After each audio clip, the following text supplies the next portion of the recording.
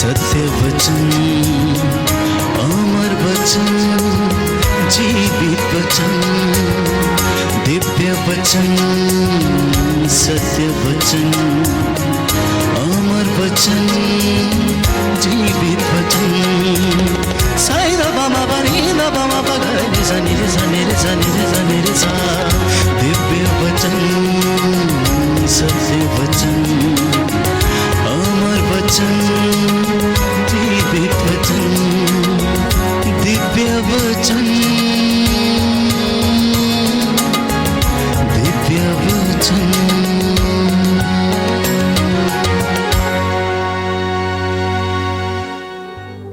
प्रियजनों, मैं जीवित परमेश्वर का धन्यवाद करता हूं, जो महान है, अगम्य है, सर्वशक्तिमान है, करुणामयी है, दयालु है।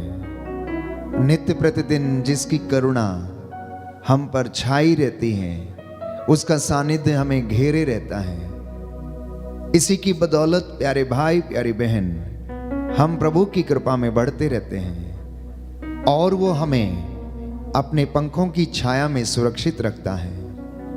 उसका वचन कहता है कि वो अपने भक्तों के पास डेरा डालता है। प्रियजनों, परमेश्वर चाहता है कि मनुष्य उसे जाने। परमेश्वर चाहता है कि मनुष्य का कल्याण हो। परमेश्वर चाहता है कि उसकी चुनी हुई प्रजा उसके सानिध्य में उसके पास रहे।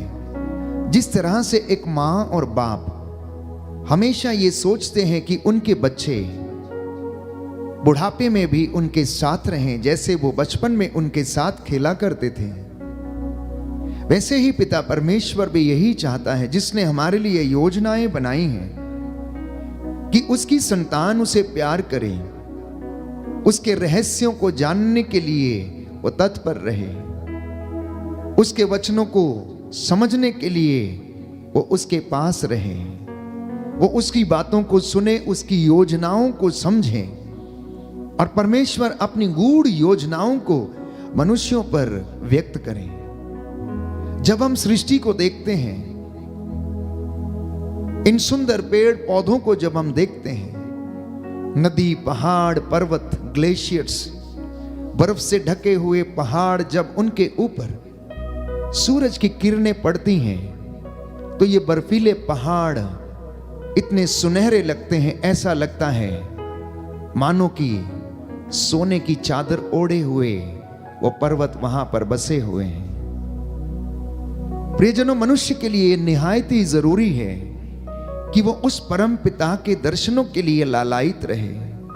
वो उस परम पिता ईश्वर के विषय में सोचे, जिसने इस पूरे ब्रह्मांड को रचा। इन सुंदर नदियों, पहाड़ों, पेड़ पौधों को और फूलों को उसने ऐसा सजाया है कि मनुष्य उसकी कल्पना तक नहीं कर सकता है। बाइबल हमें बताती है कि केवल परमेश्वर ही सत्य है। जैसा कि उसने मूसा को अपना नाम रिवील किया, उसने बताया। जब मूसा ने पूछा कि मुझे बता कि तेरा नाम क्या है, उसने कहा मेरा नाम सत्य है। बाइबल हमें बताती है कि केवल परमेश्वर सत्य है और बाकी प्रियजनों सब कुछ झूठा है। बाकी सब झूठ है, बाकी सब अनश्वर है। प्रियजनों, परमेश्वर के अलावा कोई दूसरा नहीं है, बाइबल हमें बताती है। स्वयं परमेश्वर इसके विषय में यशायाह नबी के ग्रंथ अध्याय 42 में स्पष्ट करता है कि केवल मैं ही परमेश्वर हूं, कोई दूसरा नहीं, और मैं अपनी महिमा किसी दूसरे को नहीं दे सकता हूं। जब तक ईश्वर स्वयं अपने विषय में बात नहीं करता, अपनी महिमा वो हम पर प्रकट नहीं करता, तो हम में से कोई भी उसे नहीं जान सकता है। इसलिए जब हम बाइबल पढ़ते हैं तो हम देखते हैं कि परमेश्वर ने समय समय पर नबियों के द्वारा अपने आप को इस दुनिया के ऊपर प्रकट किया, और अंत में उसने स्वयं प्रभु यीशु क्रिस्त अपने इकलौते बेटे के द्वारा उसने अपने आप को इस दुनिया में मानव जाति के बीच में रिवील किया, प्रकट किया, जिससे कि लोग उसे जाने। पुराने जमाने के लोगों की सोच थी कि परमेश्वर हमसे दूर रहता है। यहूदी ये सोचा करते थे कि परमेश्वर के दर्शन करने के लिए जाना संभव नहीं है। बहुत सारा मन में भय था कि परमेश्वर के सामने किस तरह से प्रकट हम होंगे और किस तरह से हम जाएंगे। बाइबल हमें बताती है कि मंदिर में जब लोग दर्शन करने के लिए जाया करते थे तो याजक पर्दे के पीछे से खड़े होकर बात किया करता था, जहां पर विधान की मंजूषा रखी रहती थी। लेकिन प्रियजनों, परमेश्वर अपने बच्चों से दूर जाना नहीं चाहता था। वो उन्हें दिखाना चाहता था, उनसे मिलना चाहता था। इसलिए वो इस दुनिया में आया और साक्षात रूप से वो हमारे बीच में रहा और उसने हमें अपना प्रेम दिखाया। Hallelujah, hallelujah. यीशु की स्तुति हो, यीशु को धन्यवाद, यीशु को धन्यवाद। हे प्रभु यीशु, हे प्रभु यीशु, आपके प्रेम के लिए, आपके बलिदान के लिए मैं आपको धन्यवाद देता हूँ। आपको धन्यवाद देता हूँ। Hallelujah, hallelujah, hallelujah. हालेलुया। निर्गमन ग्रंथ अध्याय 33 पद संख्या 18 से 20 में पढ़ते हैं कि मूसा परमेश्वर की महिमा देखना चाहता था, जबकि परमेश्वर उससे बातें किया करता था। तो उसने कहा कि मुझे अपनी महिमा के दर्शन करा। मैं आपके लिए वचन पढ़ूंगा। निर्गमन ग्रंथ अध्याय 33 पद संख्या 18 से 20 कि प्रभु मूसा से कहता है कि तू मुझे नहीं देख सकता, क्योंकि यदि तू देखेगा तो तू भस्म हो जाएगा। अध्याय 33 निर्गमन ग्रंथ पद संख्या 18 से 20 में हम पढ़ते हैं। प्रभु का वचन हमें यूं बताता है, इस पर मूसा ने निवेदन किया कि मुझे अपनी महिमा दिखाने की कृपा कर। उसने कहा, मैं अपनी संपूर्ण महिमा के साथ तुम्हारे सामने से निकल जाऊंगा और तुम पर अपना प्रभु नाम प्रकट करूंगा। मैं जिनके प्रति कृपालु हूं उन पर कृपा करूंगा और जिनके प्रति दयालु हूं उन पर दया करूंगा। किंतु तुम मेरा मुख नहीं देख सकते, क्योंकि यदि कोई मनुष्य मुझे देख लेगा तो वह जीवित ना रह सकेगा। प्रभु ने यह भी कहा कि मेरे समीप एक स्थान है जहां तुम एक चट्टान पर खड़े हो सकते हो, और जब तक तुम्हारे सामने से मेरी महिमा नहीं निकल जाएगी तब तक मैं तुम्हें चट्टान की दरार में रखूंगा और तुम्हारे सामने से निकलते समय अपने हाथ से तुम्हारी रक्षा करूंगा। जब मैं अपना हाथ हटा लूंगा तुम मुझे पीछे से देख सकोगे, लेकिन मेरा मुख कोई भी नहीं देख सकता है। Hallelujah, hallelujah. हे प्रभु यीशु, हे प्रभु यीशु, मेरे जीवन में, मेरे जीवन में, मेरे परिवार में, मेरे परिवार में तेरी महिमा प्रकट हो जाए। तेरी महिमा प्रकट हो जाए। Hallelujah, hallelujah, hallelujah, hallelujah, hallelujah. Hallelujah. तो बात यह है कि जब तक परमेश्वर स्वयं अपने आप को हमें ना दिखाए, जब तक परमेश्वर अपनी महिमा स्वयं हम पर ना प्रकट करे, जब तक वो स्वयं हमें अपने दर्शन ना दे, हम में से कोई भी प्यारे भाई प्यारी बहन उसके दर्शन नहीं कर सकता। और संत पौलुस इसके विषय में कहता है कि पवित्रता के अभाव में कोई भी ईश्वर के दर्शन नहीं कर सकता। इसलिए वचन हमें बताता है कि परमेश्वर ने कहा कि मैं पवित्र हूं, इसलिए तुम मेरे लिए पवित्र बनो। उसने कहा कि मेरी प्रजा से कहो कि मैं इनका परमेश्वर पवित्र हूं, इसलिए तुम मेरे लिए पवित्र बनो। और बाइबल हमें बताती है कि ईश्वर ने आदम को बनाया, उसे अपनी संगति में रखा, पवित्रता का और महिमा का उसे मुकुट पहनाया था। लेकिन अज्ञानता के कारण, चूंकि वो परमेश्वर के जैसा दिखने की अभिलाषा करने लगा, इसलिए उसने वो महिमा को खो दिया और वह आज्ञा का उल्लंघन कर बैठा और परमेश्वर ने उन्हें अदन के बाग से प्रियजनों निकाल दिया। परमेश्वर ने उसके लिए कुछ योजनाएं बनाई थी कि वो उसकी संगति में रहेगा, लेकिन उसने अपनी गलती के कारण उस महिमा से वो वंचित हो गया। प्रियजनों, परमेश्वर ने हर मनुष्य के लिए एक योजना बनाई है, और जब हम उसकी योजना के तहत चलते हैं और कार्य करते हैं और अपने जीवन को व्यतीत करते हैं, तो हम उसमें आनंदित रहते हैं और वो हमारे सब मनोरथों को पूरा करता है। जैसा कि स्तोत्रकार कहता है कि यदि तुम अपना आनंद परमेश्वर में पाओगे तो वह तुम्हारे सब मनोरथ पूरे करेगा। बोले आमेन, आमीन, हालेलुया। हालेलुया। प्रभु का वचन कहता है, प्रभु का वचन कहता है, यदि तुम अपना आनंद यदि तुम अपना आनंद प्रभु में पाओगे प्रभु में पाओगे तो वह तुम्हारे तो वह तुम्हारे सब मनोरथ पूरे करेगा। सब मनोरथ पूरे करेगा। Hallelujah, hallelujah, hallelujah. हालेलुया। तो जो व्यक्ति अपना आनंद परमेश्वर में खोजता है, प्रभु में पाता है, वो उसके सब मनोरथों को पूरा करता है। लेकिन जब हम परमेश्वर से दूर चले जाते हैं, उसकी योजना को हम भूल जाते हैं, उसकी योजना को हम समझ नहीं पाते हैं, तो प्रियजनों, प्रभु हमें उस परिस्थिति में रहने देता है। कभी कभी हमारे जीवन में परिस्थितियां इतनी ज्यादा खराब होती हैं कि हमें समझ में नहीं आता कि हम क्या करें, हम उस परिस्थिति से कैसे बाहर निकलें। कोई व्यक्ति यदि कर्ज में डूबा हुआ है तो वो कर्ज चुकाने के लिए एक नया कर्ज लेता है और पुराने कर्ज को अदा करता है, और उसकी जिंदगी ऐसे ही यूं ही गुजरती रहती है। किसी किसी दंपति के जीवन में आज तक उन्होंने अपने जीवन में दाम्पत्य जीवन का सुख अनुभव नहीं किया है।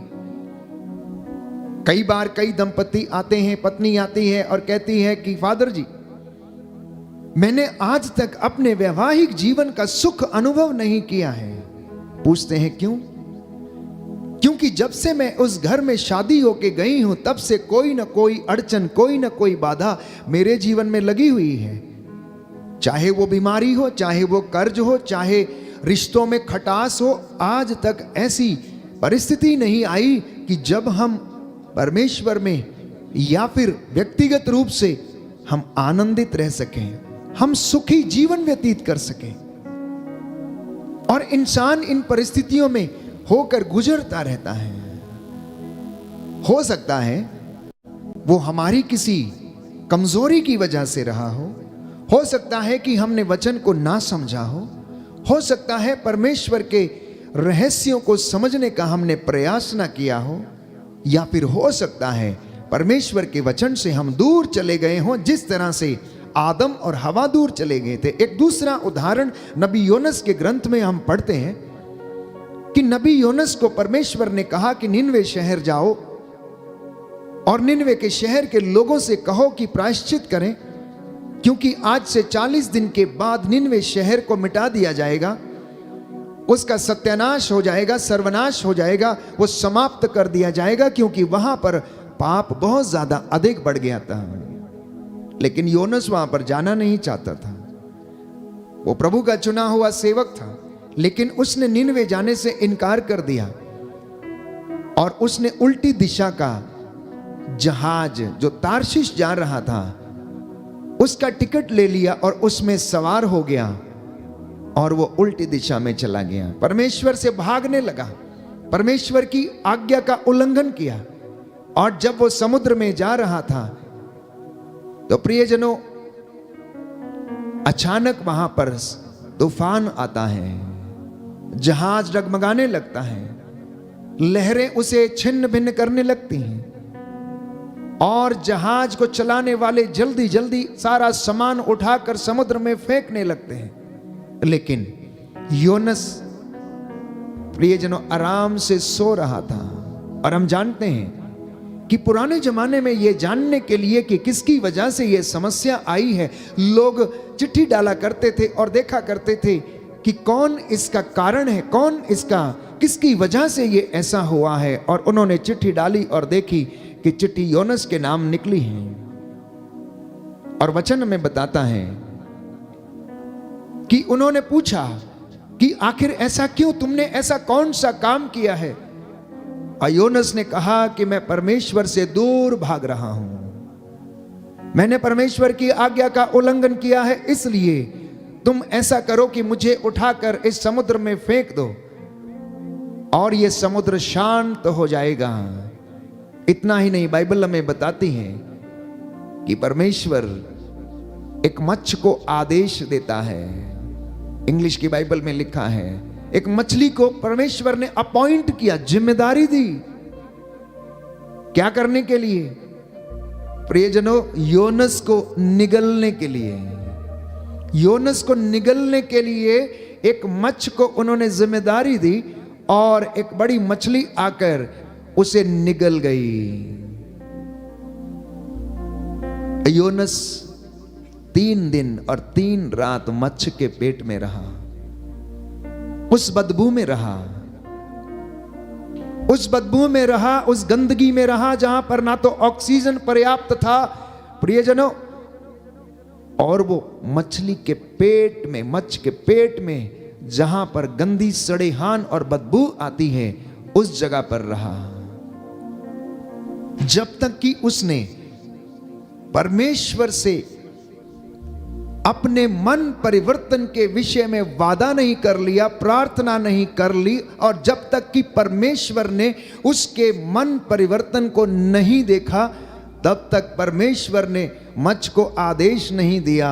लेकिन जैसे ही परमेश्वर ने देखा कि योनस अपना मन परिवर्तन करने के लिए तैयार है, तो उन्होंने मच्छ को फिर से आदेश दिया और मच्छ ने समुद्र के किनारे जाकर उन्हें 3 दिन के बाद उगल दिया।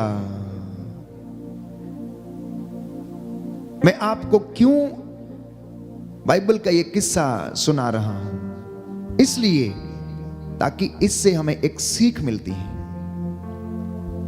और वह शिक्षा यह है कि जब तक कोई इंसान अपनी परिस्थिति में अपने आप को बदलने की जिम्मेदारी नहीं लेता या फिर अपने आप को नहीं बदलता है, तब तक परमेश्वर आपको उसी परिस्थिति में रहने देता है। तब तक परमेश्वर आपको उसी परिस्थिति में रहने देता है, क्योंकि वो तैयार खड़ा है आपको उठाने के लिए, लेकिन वो इंतजार करता है आपके बढ़ते हुए हाथों को देखने के लिए, आपके मन परिवर्तन को देखने के लिए। इसलिए कोई शराबी, कोई नशेड़ी ये ना कहे कि मेरा सब कुछ समाप्त हो गया है, अब तो जो होना था हो गया है, अब तो मैं पी के ही रहूंगा, अब मैं समाप्त हो गया हूं, अब मेरा कुछ होने वाला नहीं है। ऐसा नहीं है प्यारे भाई, प्यारी बहन। परमेश्वर ने आपको एक मजबूत, दृढ़ निश्चय वाला आत्मा प्रदान किया है, जो आपकी अस्पष्ट आहों को समझता है और जानता है, जो आपकी दुर्बलताओं में आपको सहायता देता है। अगर आप उसकी ओर एक कदम बढ़ाते हैं तो वो आपके साथ 100 कदम चलने के लिए तैयार रहता है, लेकिन निर्भर इस बात पर करता है कि मनुष्य का निर्णय कितना सच्चा है। मनुष्य के अंदर का जो व्यक्ति है वो अपने आप को दृढ़ करने में कितना तैयार रहता है। और हम जानते हैं कि जैसे ही नबी योनस ने परमेश्वर से प्रार्थना किया, अपनी आज्ञा के उल्लंघन के लिए उसने माफी मांगी, तो परमेश्वर ने उसे फिर से सबल बनाया और निनवे के शहर के लोगों के यहां पर भेजा।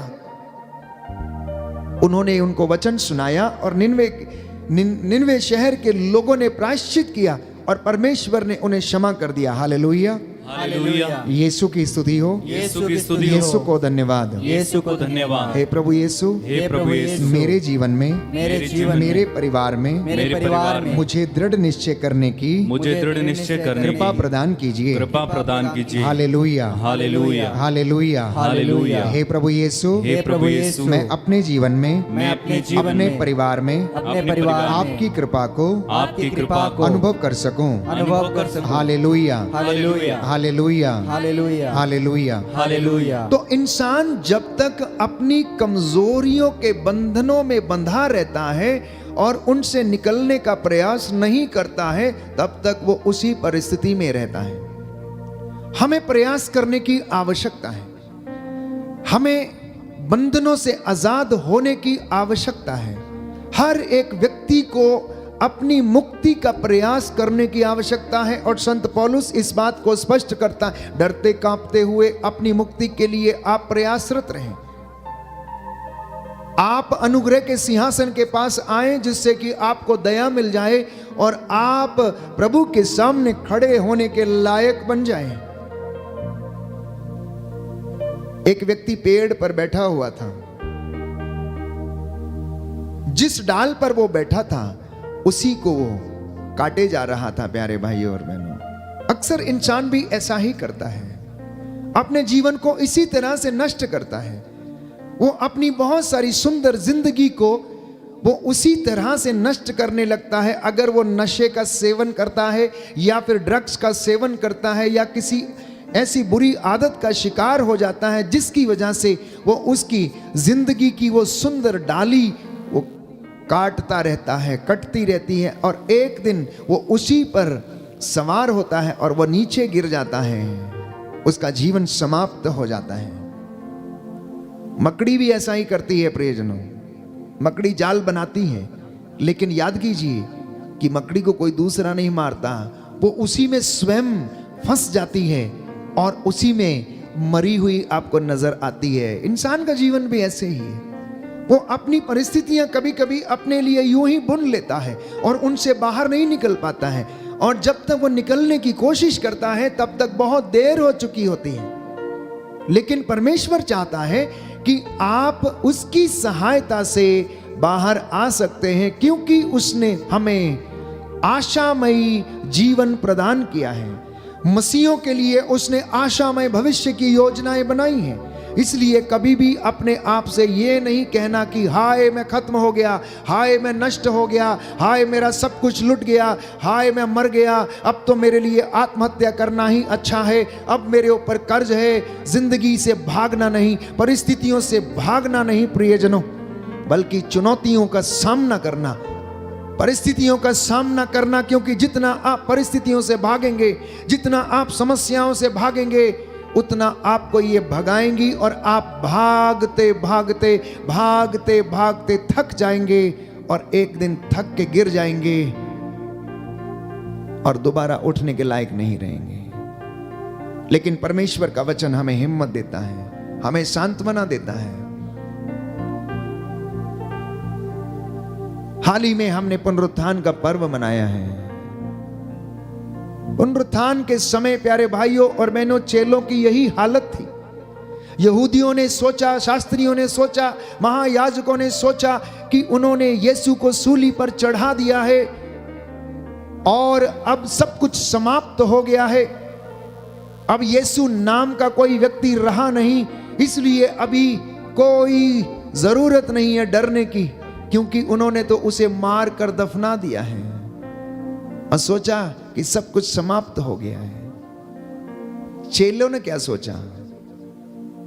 चेले 3 साल तक यीशु के साथ थे। यीशु के साथ उन्होंने एंजॉय किया, खाया पिया, उनके चमत्कारों को देखा, रोगियों को चंगे होते देखा, मुर्दों को जिंदा होते हुए देखा, लंगड़ों को चलते हुए देखा। लेकिन इसी के साथ उन्होंने ईसा की दर्दनाक मौत भी देखी और दर्दनाक मौत देखकर वो घबरा गए, डर गए, कांपने लगे और एक अंधेरी कोठरी में जाकर उन्होंने अपने आप को बंद कर लिया। पेतरुस मछुआरा था और वो कहने लगा अपने अन्य साथियों से कि देखो अब सब कुछ समाप्त हो चुका है। हम पहले मछुआरे थे, एक काम करते हैं, हम अपना पहले वाला धंधा शुरू कर लेते हैं, क्योंकि अब कुछ होने वाला नहीं। मैं तो जा रहा हूं मछली मारने के लिए, अगर तुम आना चाहते हो तो मेरे साथ चलो। उनमें से कुछ एक अमाउस के रास्ते पर चल दिए, वो यरूशलेम छोड़कर जाने वाले थे। प्यारे भाइयों और बहनों, अक्सर हमारी जिंदगी में भी यही दशा है, अनेक परिवारों की यही दशा है। पति पत्नी में मनमुटाव है, सोचते हैं सब कुछ समाप्त हो गया है और तलाक की बात आने लगती है।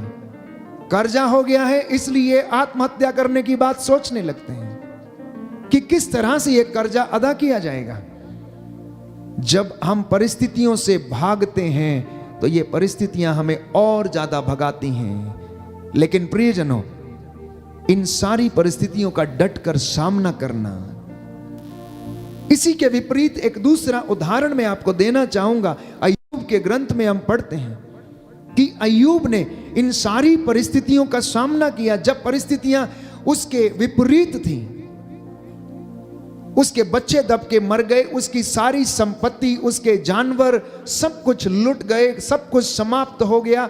एक अकेली उसकी पत्नी जो उसके साथ थी, वो भी एक दिन आकर कहने लगी कि तू रोज अपने ईश्वर की आराधना करता है और उसने तुझको ये सिला दिया है, अब तू उसे कोस और तू मर जा।